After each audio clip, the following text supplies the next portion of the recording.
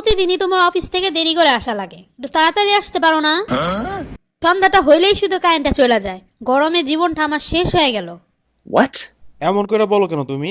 তুমি তো জানোই আমি অফিস শেষ কইরা কোথাও দাঁড়াই না, সোজা বাসায় চলে আসি। আর সহ্য হইতেছে না, এই মাসে বেতন পেলে একটা চার্জার ফ্যান কিনে দিবা। What? আরে বাবা, ওইসব চার্জার ফ্যানের কথা বাদ দাও। কয়েক টাকা বেতনই পাই, সংসারই চলতে চায় না, আর তুমি চার্জার ফ্যানের কথা বলতেছো? সারাদিন কাজ করে হুঁশ পাই না, আর তুমি প্রতিদিনই বলো দেরি করে আসি। অফিস কি আমার বাপের নাকি যে যখন মন চাইবো তখন চলে আসবো? হ্যাঁ হ্যাঁ, আমার কথা শুনলেই তো তোমার গা জ্বলে ওঠে। Oh no. এমনি মন মেজাজ অনেক খারাপ হয়ে আছে। তাড়াতাড়ি ভাত দাও তো, অনেক ক্ষুধা লাগছে। এমন একটা অফিসে কাজ করো তুমি যে রাত 10টার আগে তুমি বাসায় আসতে পারো না। সারাদিন তো শুধু কষ্ট তুমি একাই করো, আর আমি তো বাড়িতে থেকে সারাদিন শুধু শুয়ে শুয়ে ঘুম পাড়ি। কষ্ট করে আগুনে পুড়ে রান্না বান্না করি, তার কোনো দামই নাই। আগে যখন কারেন্ট ছিল না তখন মানুষ কিভাবে থাকছে শোনো, 20 টাকা দিয়া একটা প্লাস্টিকের পাখা এনে দি মনে, ওইটা দিয়ে বাতাস খাও। Oh no. থাক থাক, ফ্যান কিনে দেওয়া লাগবো না। ভাত নাকি খাবা? চলো, তোমার জন্য কচু আর বেগুন দিয়ে শুটকি মাছের কষানি করছি। শালার কি একটা মুসিবতে পড়লাম আমি। থাক থাক, এখন আর ঝামেলা করার দরকার নাই, ঝামেলা করলে আবার না খায় থাকতে হইব। এর চাইতে ভালো বউ যেটা রান্না করছে এটাই চুপচাপ করে খায় নেই। এরকম বুদুর বাদুর করতেছো কেন? বাজার থেকে তো কিছু আনো না, ঘরে যা আসলো তাই রান্না করছি। কালকে আসার সময় যদি বাজার করে না নিয়ে আসো, তাহলে পরের থেকে কিন্তু ভর্তা দিয়া খালি ভাত খাওয়া লাগবে। What? আচ্ছা আচ্ছা, নিয়ে আসমনি। এখন তুমি আমার তাড়াতাড়ি ভাত দাও তো, ক্ষুধায় আমার পেটের ভিতরে চুচু করতেছে। হাই রে পোড়া কপাল আমার, সারাদিন এত কাজ করি তারপরও বসের মন পাই না।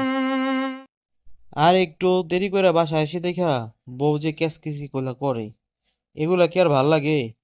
জীবনটা সিরাতে না হয়ে গেল। Oh no. শোনো, তুমি কি বলতেছো না বলতেছো তাতে আমি কোনো কিছু মাইন্ড করি নাই। এই মাসে কিন্তু আমার একটা ফ্যান কিনা দিতেই হবে। শোনো, আমি কি তোমারে বলছি যে ফ্যান কিনা দিমো না? ফ্যান তো কিনা দিমই, কিন্তু অফিসের অনেক কাজ, আস্তে আস্তে অনেক রাত হয়ে যায়।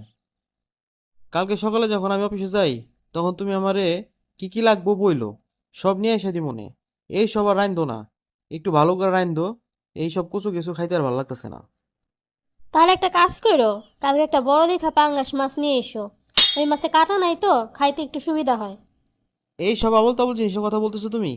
আমি ভাবছিলাম গরুর গোস্ত মুরগির গোস্তর কথা বলবা, কি পাঙ্গাস মাছের কথা বলতেছো? তুমি তো জানোই পাঙ্গাস মাছ আমার দুই চোখে দেখতে পারি না। তুমি চুপ করে থাকো তো, তোমার ভালো লাগুক আর না লাগুক আমার কাছে ভালোই লাগে।